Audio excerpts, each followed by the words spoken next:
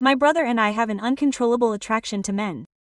He is completely head over heels for an aloof, austere search executive, while I have been secretly in love for the sad-looking crown prince who rules this city for the past 4 years. Then, the bombshell went off. The two objects of our desire were about to get engaged to women. Of course, we stared at each other in silence for an eternal second and, without saying a word, escaped the city that same night. Days later, holed up on a tropical island in Southeast Asia, two extremely powerful and visibly furious men found us.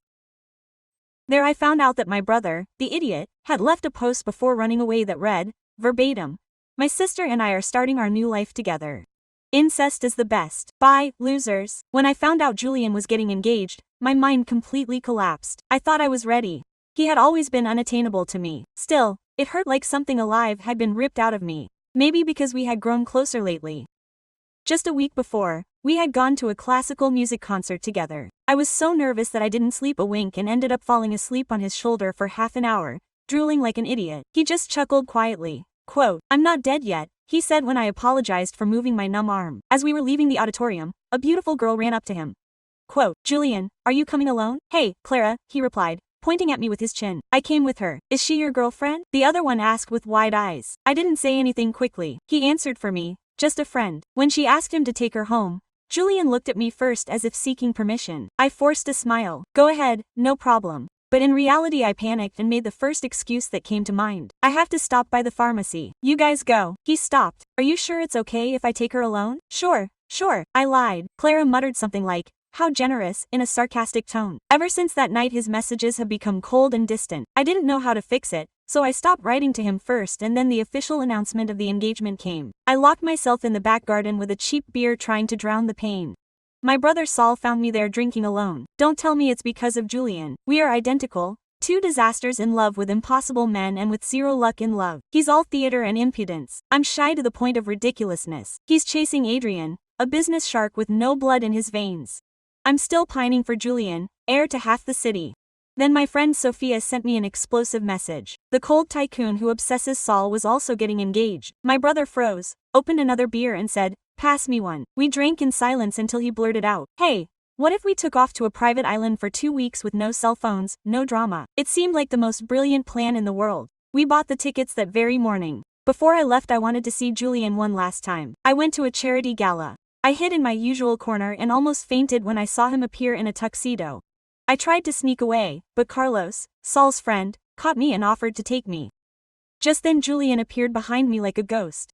"Alone again?" he asked in a low voice. "Yes," I replied. I handed him a small box, a tie clip with his initials engraved on it. "Thank you, I love it," he said. He let me put it on myself. My fingers were shaking so much I almost dropped it. Carlos returned at that moment. Julian looked at me and, using my lifelong nickname, muttered, "Bunny." His smile didn't reach his eyes. The atmosphere froze. "I'm leaving," I said hurriedly. He frowned. "What did you say?" "Nothing." I grabbed Carlos' arm and ran away. When we got home, Saul was completely drunk. "He's still a coward," he muttered. "That's why he's marrying someone else." You went back to the usual bar. I sent him back. "He's still a cheap womanizer. That's why Adriana's marrying someone else too," he finished. The next day we flew. The turquoise sea helped a lot. Saul had won over every waiter on the island in 48 hours. I sat on the beach watching the silent chat with Julian. "Stop torturing yourself," Saul would say, taking my phone from me. He would show me stolen photos of handsome guys. "This one has money. This one's European. Keep them for yourself." I would reply, "Do you think I don't want them? They're sexy." I elbowed him. "Don't be grumpy. Grumpy. I'm a real catch. Adrian is blind." People think Saul is a Don Juan, but I know the truth. He flirts with everything that moves because he's only ever truly loved one man, and that man never looked beyond appearances. One night we strolled along the wooden pier, the air thick with salt and lime. Music blared from the beach bar, neon lights painting the barefoot tourists pink and blue. Saul put his arm around my shoulder as we entered. "2 margaritas for broken hearts," he asked the waiter. "And extra salt, please." We toasted to blind Julian and robot Adrian. "Robots can be reprogrammed," I murmured. "There's no cure for blindness." We clinked glasses and drank. The tequila burned nicely. My phone was face up. Julian's last message was still there. "Drive carefully, Bunny." 3 days without a reply. 3 days imagining replies I'd never send. "Congratulations on your engagement. I'm dying a little, but don't worry, I won't bother you." Saul tapped me on the forehead. "Over there. He's not going to write to you by magic." "Your news was worse," I replied. "Adrian getting engaged is like capitalism having won for good." Saul grimaced and finished his drink in one gulp. If that guy ever had feelings, he hid them behind a paywall and forgot the password. Suddenly 2 more margaritas appeared that we hadn't ordered. A gift from the gentleman in the back, the waitress said, pointing to some tourists who were dancing badly on the sand. Saul winked at them exaggeratedly. See, we're objectively attractive, they just don't speak our language. He pulled out his phone, squinted at the screen, and began typing. I should immortalize this moment. Brothers, escaping the city after being betrayed by millionaires with zero empathy. Please don't post my drama, I beg. Or yours. Calm down. I'm just going to post something innocent so they'll leave us alone. Let them think we've vanished. The reception was terrible. The loading circle spun endlessly. I pretended not to look as he typed rapidly. Saul, I warned. Will you thank me or hate me? 5050. Vive crooning. I rolled my eyes and sipped my drink. Ice smacked against the glass. Beyond the railing, waves lapped gently at the shore. For a moment, I truly thought we might disappear. We stayed until closing time. Saul ended up befriending half the bar and a Swede who swore that heartbreak improved circulation. By the time we got back to the bungalow, my face hurt from laughing. I lay down on my bed without looking at my phone. For the first time in days, I slept without dreaming of tuxedos, tie clips, or Julian's clenched jaw, saying, "You're so generous," as if being so were an unforgivable flaw. The following days were a delightful blur. Waking up to the sound of the ocean, burning the soles of my feet in the sand for forgetting my flip-flops, swimming until my arms ached from pleasure, reading novels abandoned in the lobby, pretending the outside world had sunk forever. Saul collected stories like someone collecting shells, the backpacker who left her high school sweetheart, the honeymooning couple who were already fighting over sunscreen, the honey arguing about where to stay, the waiter saving up to leave the island.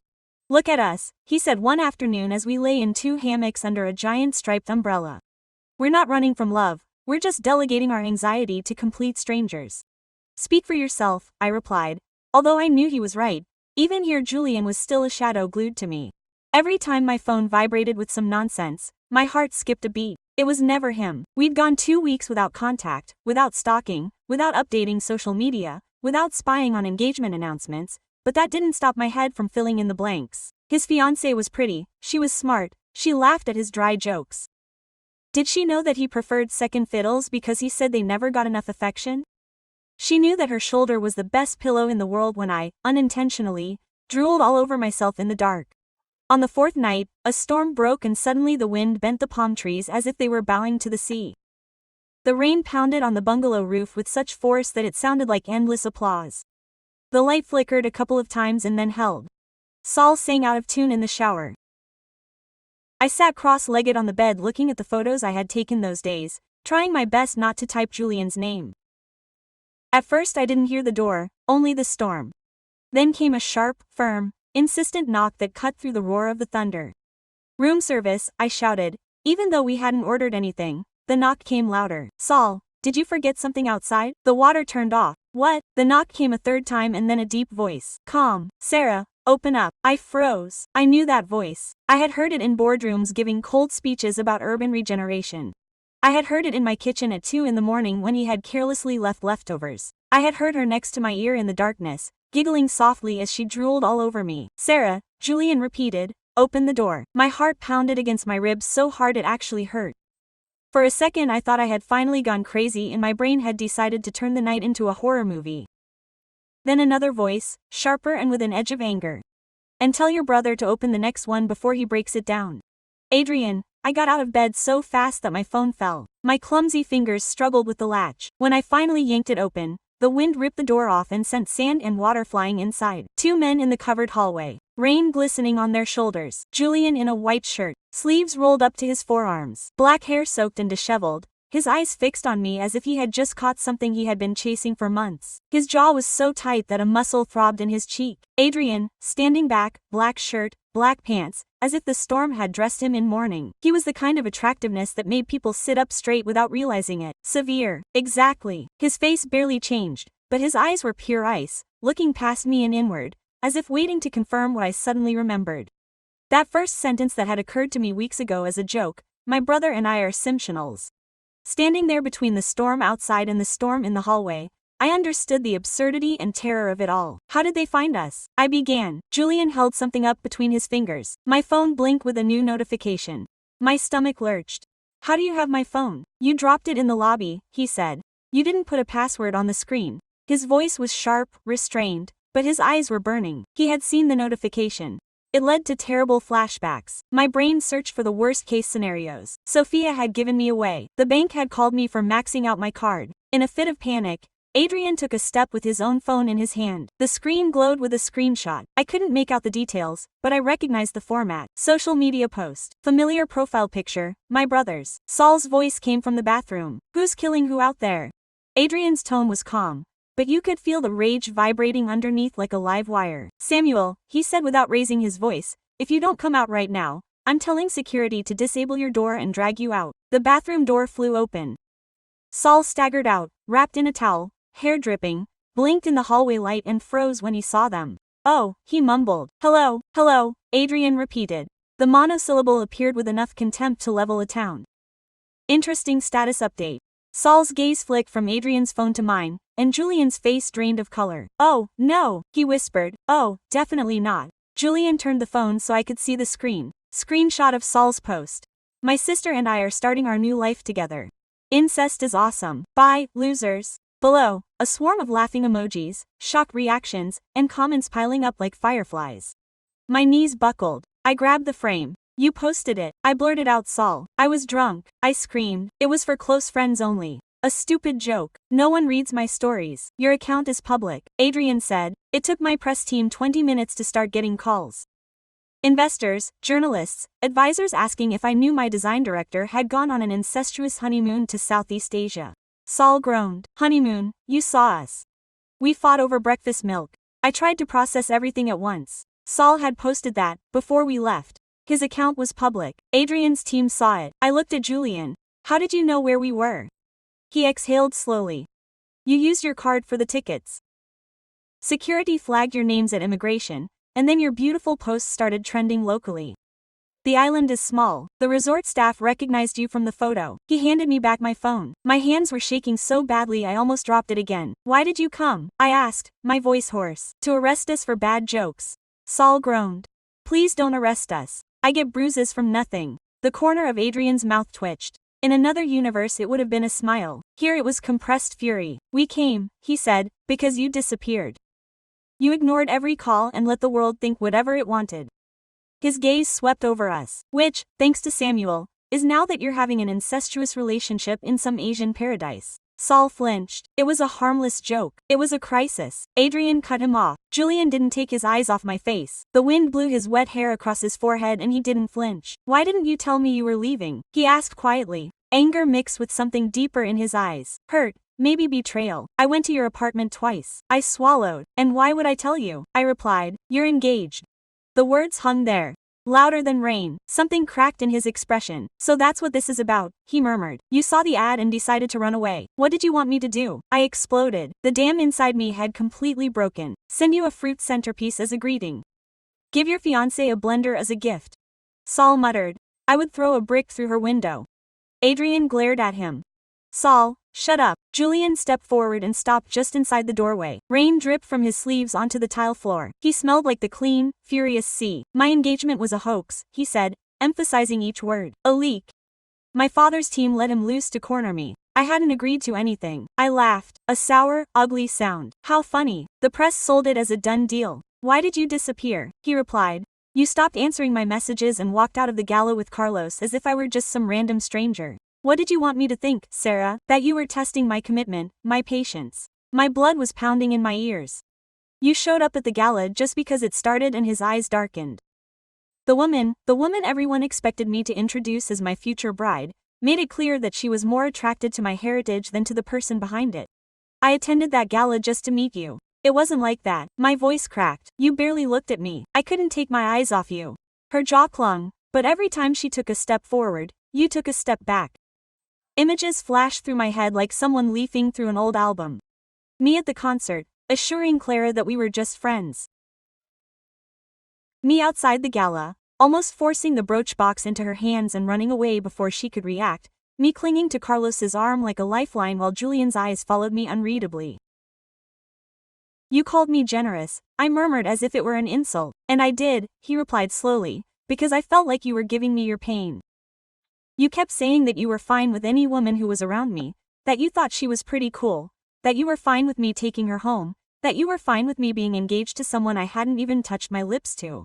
You were the one who walked away, I replied, anger rising like acid. You stopped writing. You stopped sending me pictures of those disgusting smoothies you made for yourself in the mornings. Absolutely nothing. I wrote to you every day, he said. You replied with haha. Okay, great. You stopped showing interest in my day. You stopped sending me stupid memes. You became a stranger and then you left the country. I stared at him. I was trying not to overwhelm you. I was trying not to scare you, he replied, running his hand over his face. Looks like we both did terrible. Silence. Outside the storm raged. Inside too. All that could be heard was Saul's ragged breathing and the constant hum of the air conditioner. Adrian cleared his throat softly. We didn't come to discuss every unread message, he said. Not so harshly now. We came because your decisions have affected more people than just your own hearts. He set his sights on Saul. You publicly humiliated yourself, embarrassed your family, jeopardized your job, and put me in the position of having to justify myself to shareholders. Whether my creative director is sane enough to keep his job.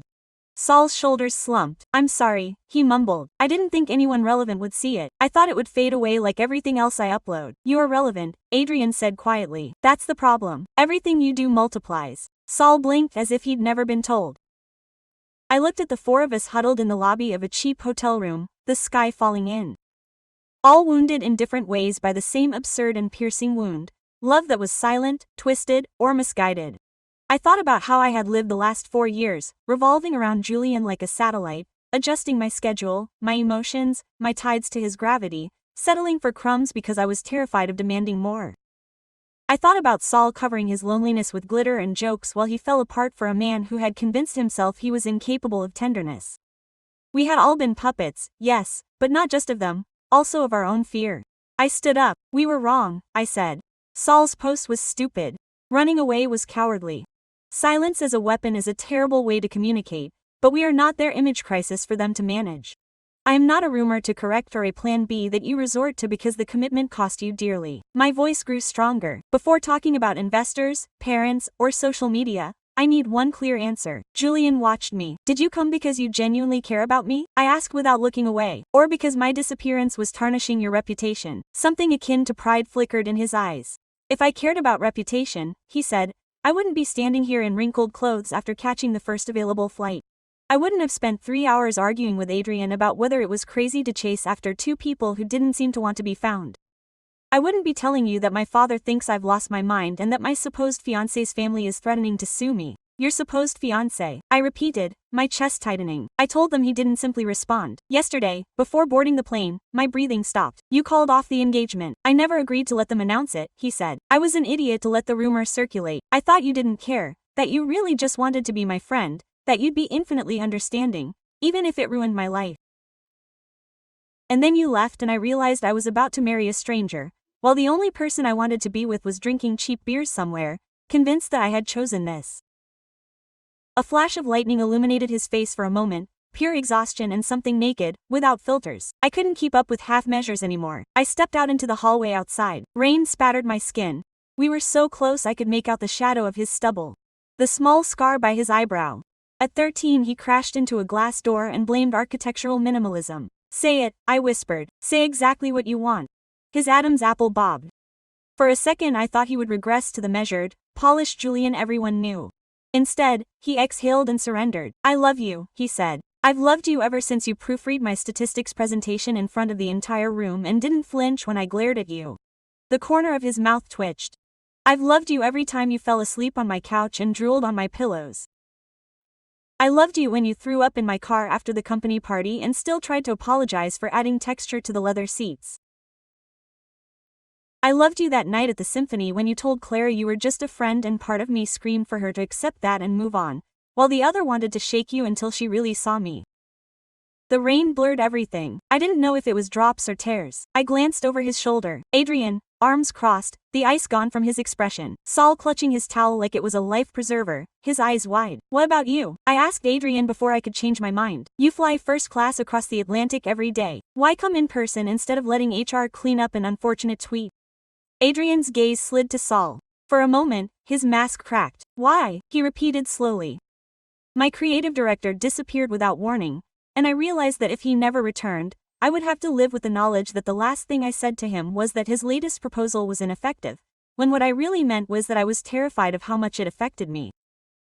Saul's jaw dropped. Affected you? In what sense? Adrian's lips tightened. You forced me to imagine a future I wasn't prepared for.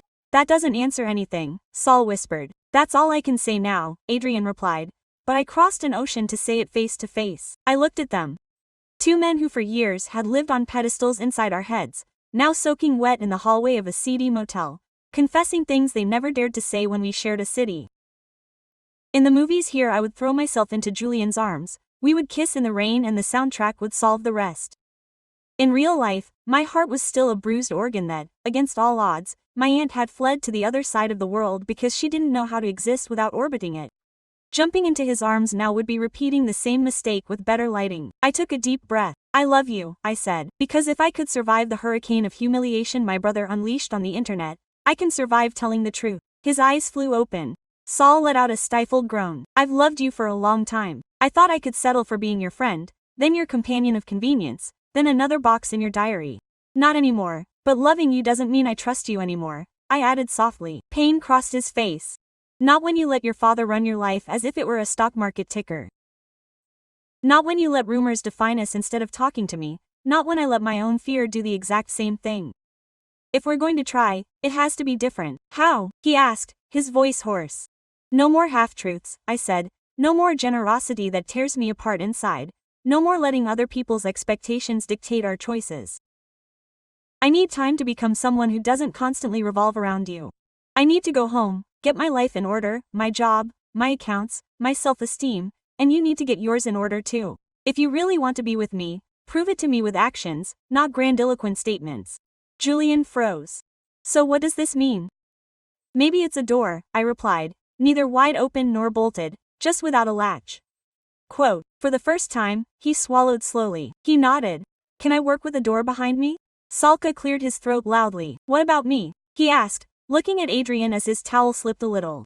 I have a door too, or at least a window. Adrian hesitated, then took a step forward. For the first time, he seemed genuinely uneasy. Do you have a contract? He said. Saul's face fell.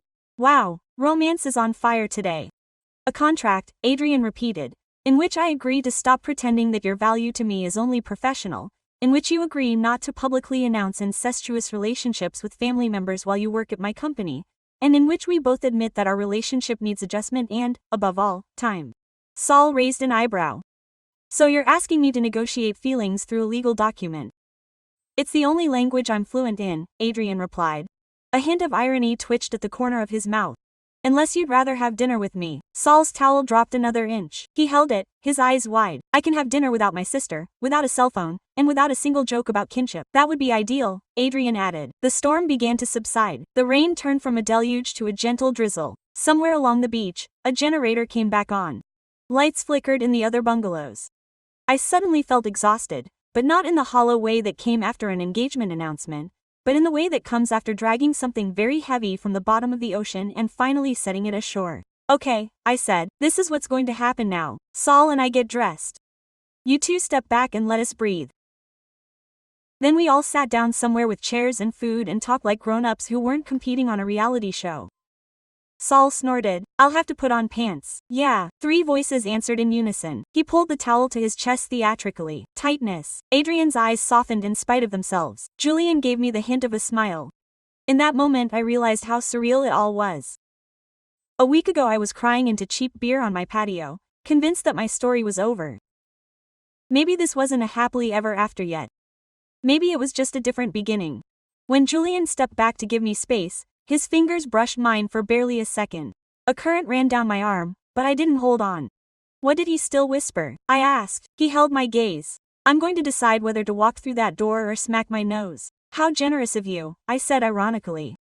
He shrugged and slowly smiled for real. That smile he used to give me when I won at board games.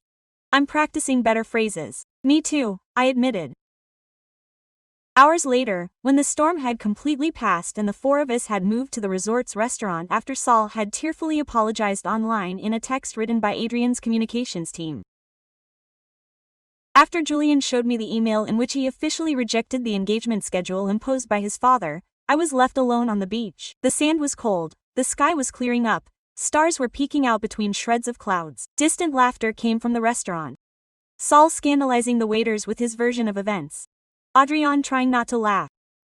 Julian arguing on a video call with Sophia because she threatened to make him an official list of rules for his emotional ineptitude.